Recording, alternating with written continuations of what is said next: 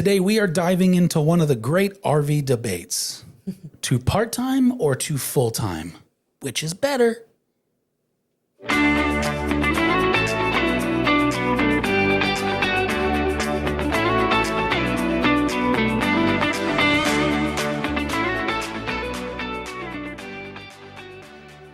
Welcome back to the RV Shenanigans podcast. We're still in our new studio. Still, I plan to stay here for a hot minute, okay? Yeah, that would be a good idea. It was a lot of work to get this thing built and put together. So, yes, we're going to talk about part-time versus full-time, and we are one of the few RVers out there that can actually speak to both. I really didn't think 3 years ago I'd be saying that sentence. So in case you're new, we talked about this a lot on the last episode because we pretty much just went to part-time about, 6 months ago-ish now. So we full-time in our Alliance Valor 44V14, big toy hauler fifth wheel. Yes. We full-time for almost a little over 3 years. Right. A lot of it in that. Yeah. And then we had a normal fifth wheel prior to that. And then we've part-time now in a sub 30-foot Alliance Delta 252RL, which is a bumper pull travel trailer. So we have experience not only in most of the towable market. I'm not doing a teardrop or a pop-up. So Please don't make me do a teardrop or a pop-up with him. I am a teardrop. I am shaped like it the whole 9 yards, except for that skinny part. I'm not that.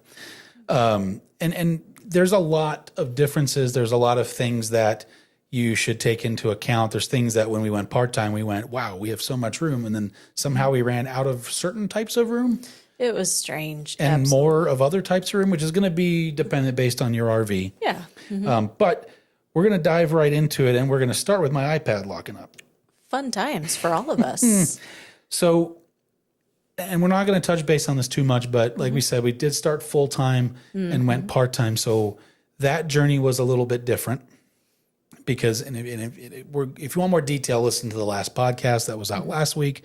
It was our back from hiatus break. We kind of filled everybody in what's going on, but it wasn't, we chose to buy a home base. We did. And we downsized because we didn't feel like we had the need for as large of an RV if we weren't going to be living in it. Right. So when we were picking out our Delta, we actually looked around. We knew we wanted to stick with Alliance because we were super happy with the company as a whole, customer service. We didn't have a reason to not buy an Alliance unless they just didn't have a floor plan we liked. Right. And I wanted something under 32 feet. I wanted, and realistically, we said 30 feet. So we're officially 29 feet, 10 inches. That's right. Mission accomplished. By 2 inches. And when we went and were looking for it, we had to keep telling ourselves, Yes. we're not living in it. Stop looking at it that way. Well, but that's how we'd looked at things for so long because even before we bought our first RV, that was how we looked at it was, where does everything all those full-time necessities, where do all those go? So this was a big change of pace and a welcome change of pace. Very important where I put my smoker. By the way, I will still have one. It's just going to go in the truck. Anyways, as they say. So as a whole, we kind of had to simplify our RV life, if that makes sense. We did, but it worked out really well because when you have a smaller RV and less weight capacity, we also have a lot less stuff because we have the house to put all of our stuff in. Yeah, and boy, did we somehow accumulate it. So with that, like I said, if you want to know more about our story, our journey, it's all over the main videos on the YouTube channel. Plus the last episode, we dove into that a little bit more. So let's just move into kind of the pros, if you may, I'm sorry, not the pros, but the challenges of full-time RVing. Okay. So if you had one challenge, what was that thing? To me, the biggest challenge was the weather. Okay. For me, because like if it was I'm raining going to out, disagree. The biggest, I'm going to say the most annoying. yeah, maybe for me and my convenience. Okay. There it is. So for me, and you asked me, not you, it was the weather because if it was, if it was hot, just trying to keep it cooled down, how do you operate in the kitchen with it being so hot, this and that? You got to keep the window shades like drawn. You don't want it too hot. And I'm a sunshine person. And then if it's raining, you taking the dogs outside and trying to get them in and out, getting their feet dried off and all that sort of stuff. We weathered an ice storm in one of the RVs. Multiple. True. I have the multiple. the mark on my butt to prove it when I slipped down the stairs. No joke. And again, it was a little bit of a safety issue trying to get us and the dogs up and down the stairs with that sort of thing going on. And if you want to know why we weathered those things, again, go back to the first video. It wasn't necessarily by choice. No, we got stuck in Texas a lot more than we really intended on it, which was another factor in buying the house. But yeah, for me, that was the biggest thing. So for me, the biggest thing was, and this is a good thing and a bad thing. It's great from the perspective of owning a business and being in the content creation industry. Is that an industry? Yeah. I guess it's big enough now. It's an industry. It's huge. That we would get a lot of opportunities to go somewhere, or I would have something come up for the main channel, the podcast, or whatever, like going to industry day up in Elkhart or open dealer open house, which only media get invited to, or dealers, and not being able to go because I essentially take her home away for her because she can't go. Well, and we kind of made some arrangements for that where I would stay with somebody and then I'm having to take the dogs with me.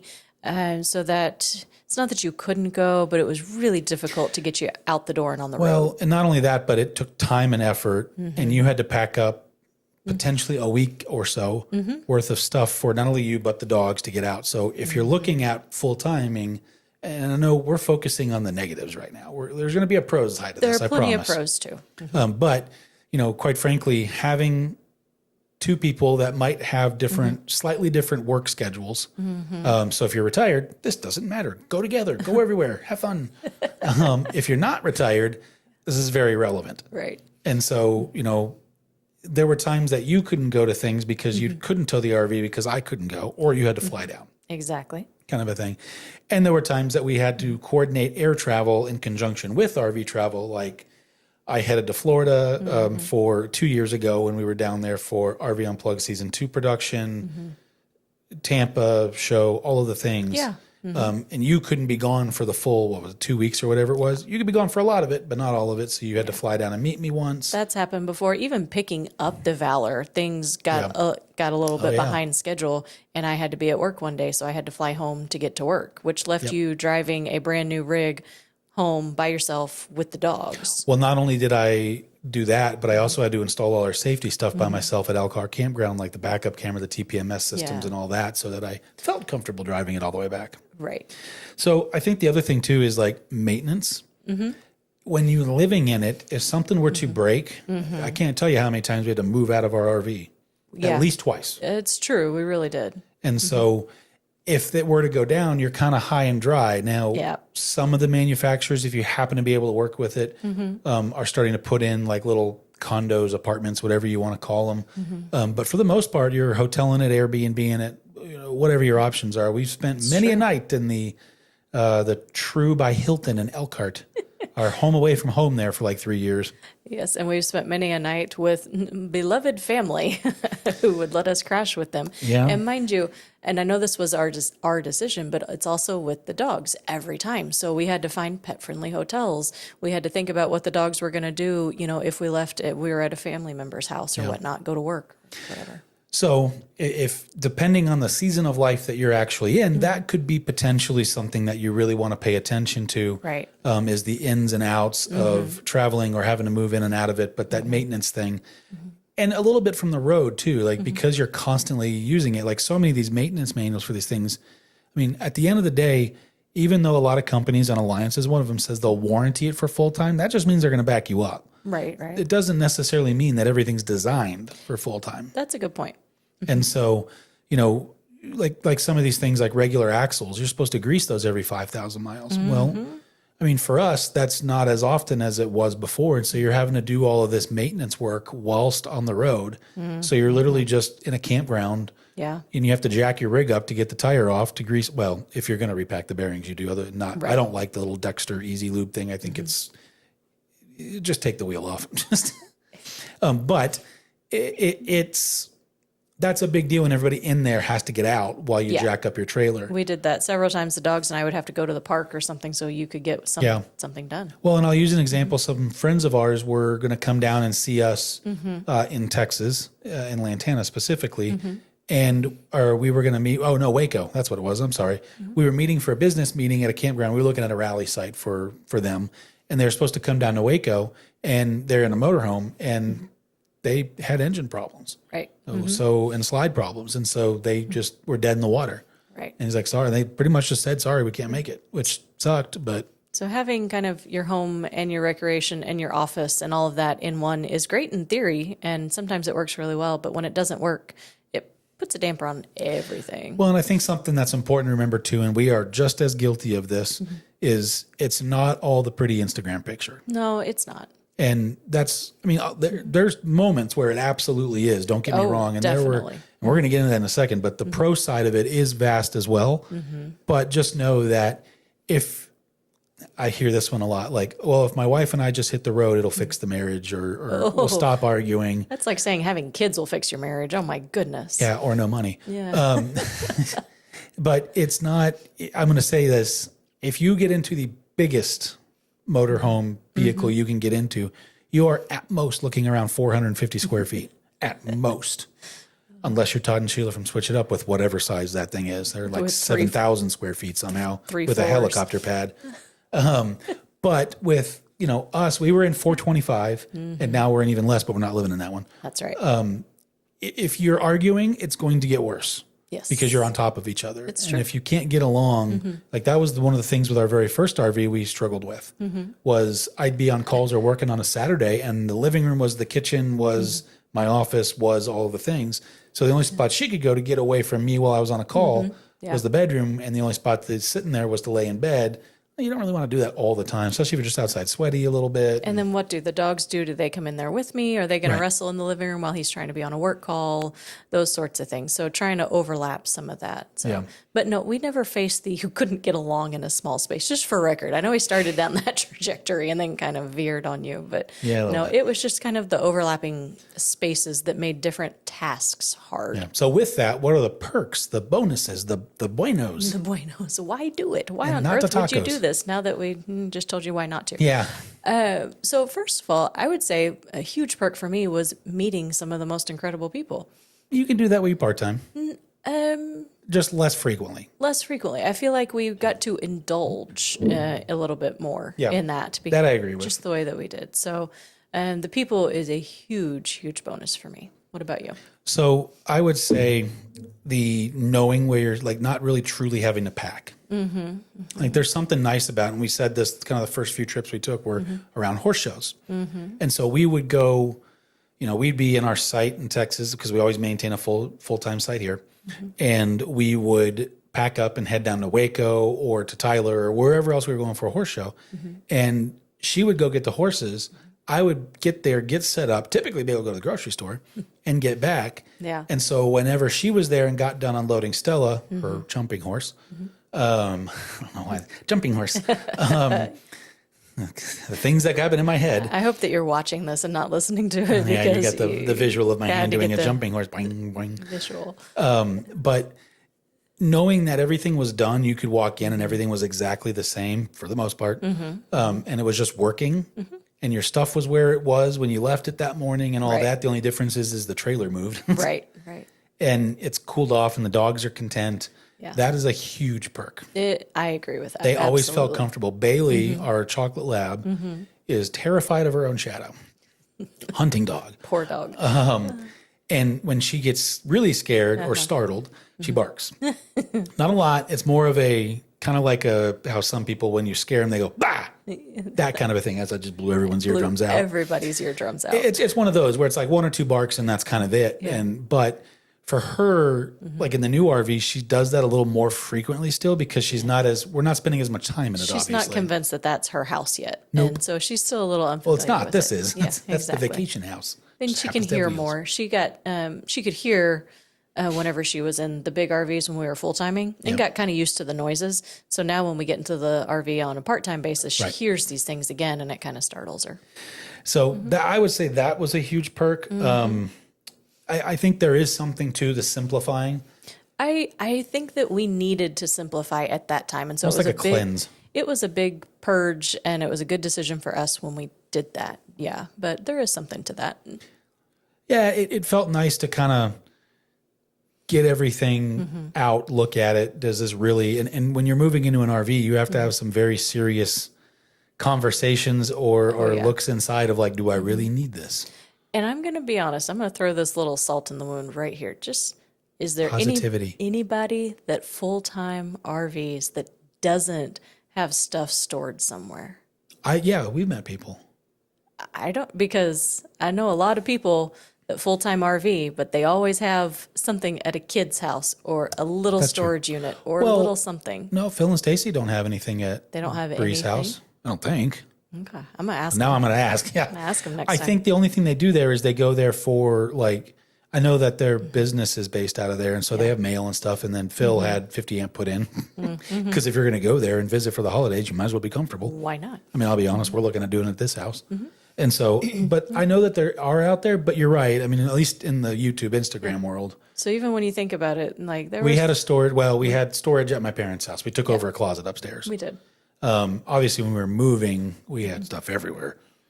We had a lapse of like 2 months of nothing. So, any other positives?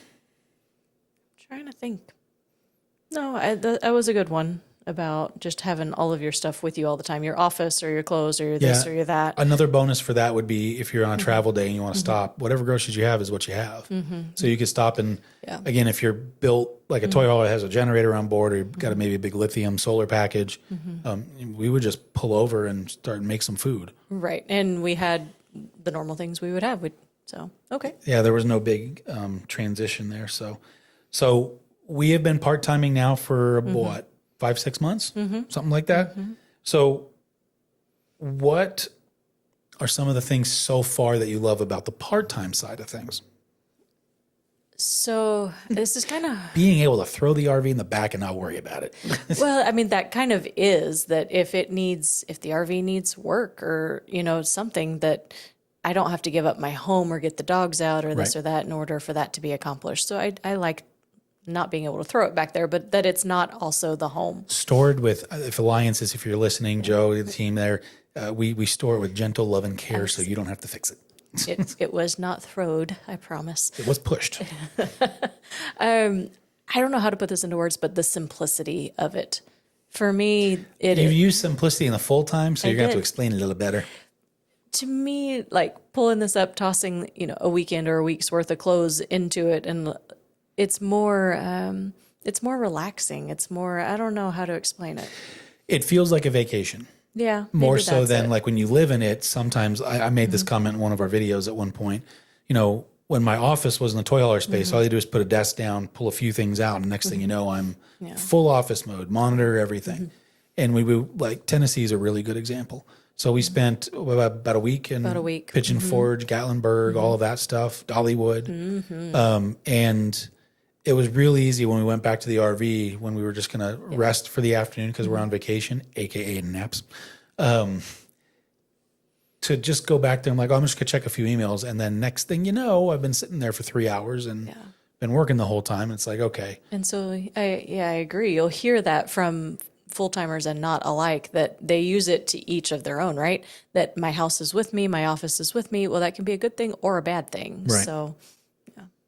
So, I would say the other side of that for me is like loading the RV. Like we had to make a lot of decisions on what we had to put in it when we were full-time. We had to make a lot of sacrifices for things that were on the road. Now we made some decisions. We're like, we're definitely going to use this, and then didn't use it once. didn't use it once. And then it got purged at some point, and something else took its place that we probably didn't use. Okay. But with this, it depends on the RV you're in, but storage is odd because like we have all the room in the world in that pass through, and we can't fill it Right. because I've got like all our utilities are in bins, all that stuff that's on the one side, and I have a generator on the other side now. We have a significantly smaller RV, and we cannot put stuff in it. Like we can't fill the spaces. We can. We could. We just don't have the stuff that we need in little trips. Right. Exactly. So And there are some people, you were talking about clothes going in and out. There are some people, shout out to Wes and Mickey Miller, that leave pretty much all of their stuff minus like medications in there though. So he's got like RV stuff. And in his words, if he had to get out quick, all he's got to go do is turn it on, let the air thing fill it. They have a motorhome. Let the air chucks fill everything up and they're out of there. And one day when our RV lives in a little house of its own called a storage building of some sort, I may do that. But while it's back there, not yet. Well, and I would say too that when we moved from the Valor into the house, our clothes situation is still very much so minimal, like in an RV. And so we don't have the clothes to do that. I mean, I had to go when we did was it the cruise? We took a trip recently. It was the cruise. And I ran out of underwear because I just don't own enough for a 7-day cruise. I ran out of socks and had to buy more socks in Mexico. Puerto Vallarta, shout out to that Walmart. It was actually nice. And it's cheaper. It was. Everything else is more expensive, but that was cheaper. Were you going to say something? No. Oh. So any other positives for the part-time side? I feel more relaxed when we do it. Yeah, that's all. I get excited to pull it up. I think that's some of it too. Like we're getting ready to pull it up here in a few days for another trip. And so like thinking about it, it's like, oh yeah, I see it every day. It's sitting, we have a little bit of acreage. We have the horses are here on property now. And so I can see it sitting in the back pasture around with a fence around it so the horses don't nibble on it anymore. And so knowing that we can go pull it up, or if I need to work on it, it's right there. And I would say, we talked a little bit about maintenance on the big rigs. This is another side where you talked about it from if it needs to go to a dealership and sit for a while, it can. Not a big deal. Yeah. Don't want it to, no, but it can. But the other side of this too is I don't have to worry so much about fixing stuff in the moment when it breaks because we're still moving. I can kind of just, as long as I can get back to the house, I can stop, get the tools I need because my full tool array is here now. Right.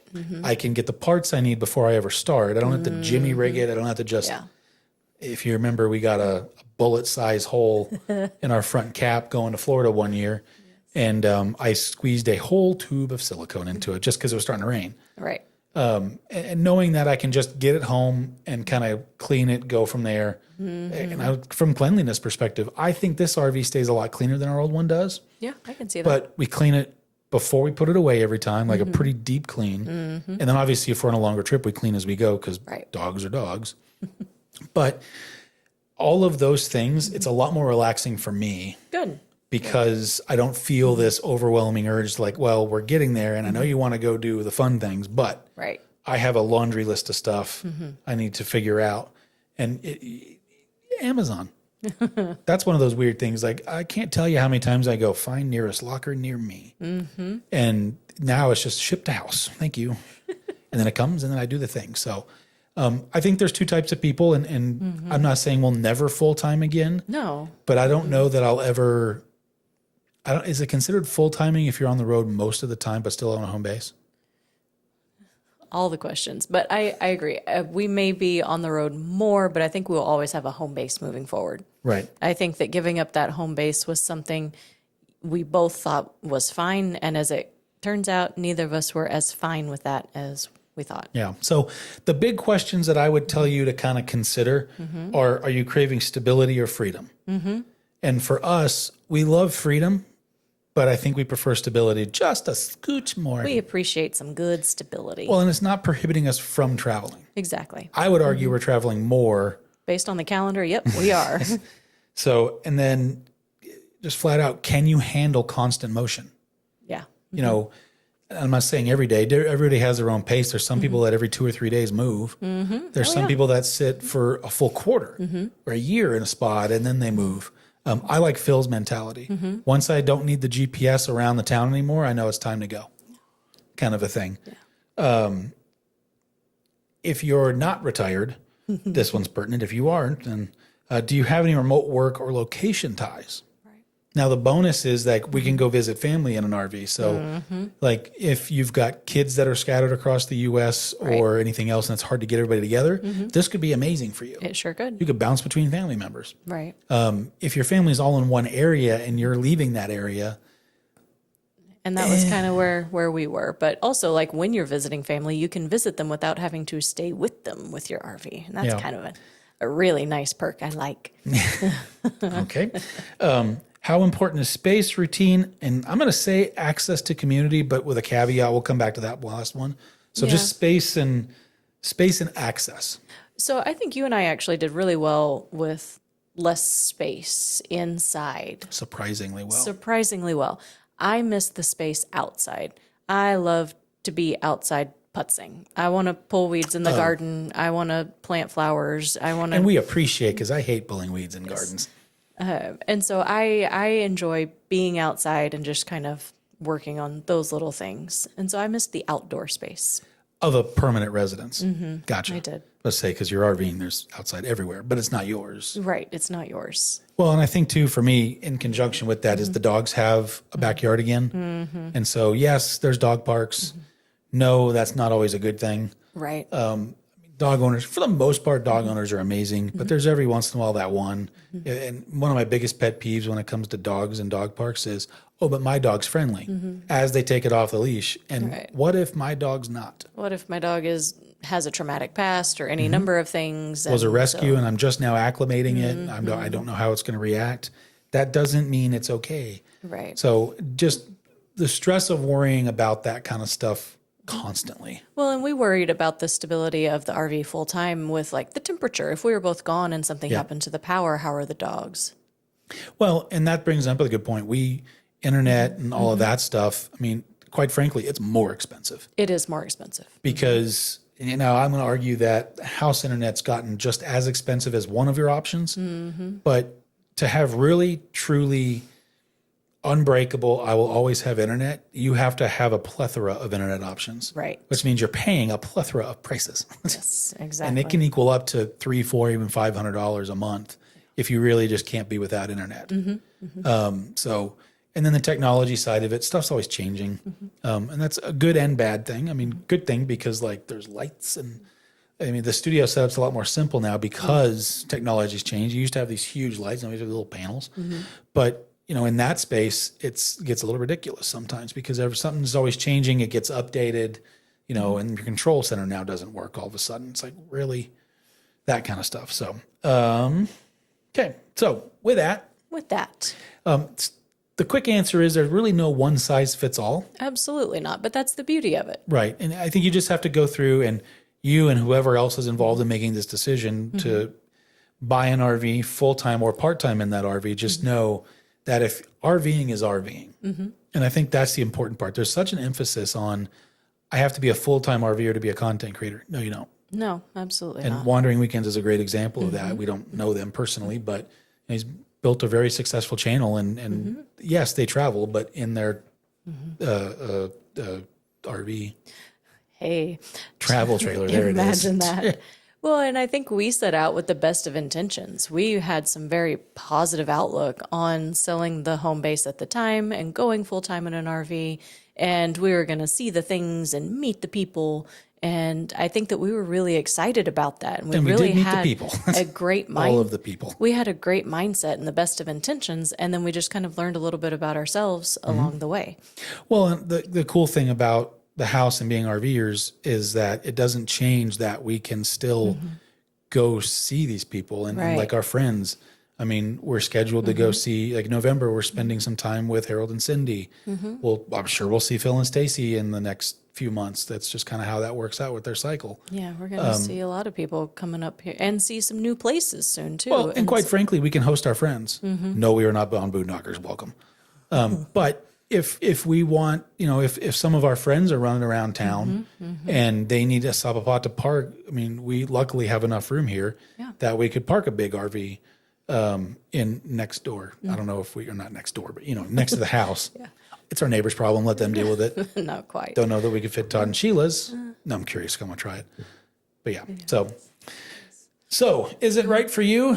Let us know. Only you can answer that. If you have questions, by all means, reach out to us. If you go to millersinmotion.com or rvshenanigans.com or rvshenaniganspodcast.com, all the places. All of them. There's actually a contact us form at the bottom. Feel free to shoot us an email. And I have one huge request before we let you go officially. For starters, if you've made it this far in the episode, about 30 minutes in, we are very appreciative. Thank you. But share it with a friend, just one.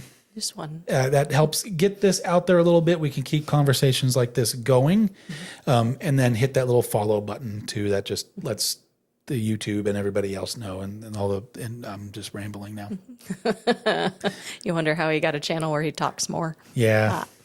We are out of practice. This is only 2 back from hiatus. Okay. All right. No, but hit that little follow button and then just stay in touch with us. You can follow us on Instagram and everything's on the website. So with that, see you guys next week. So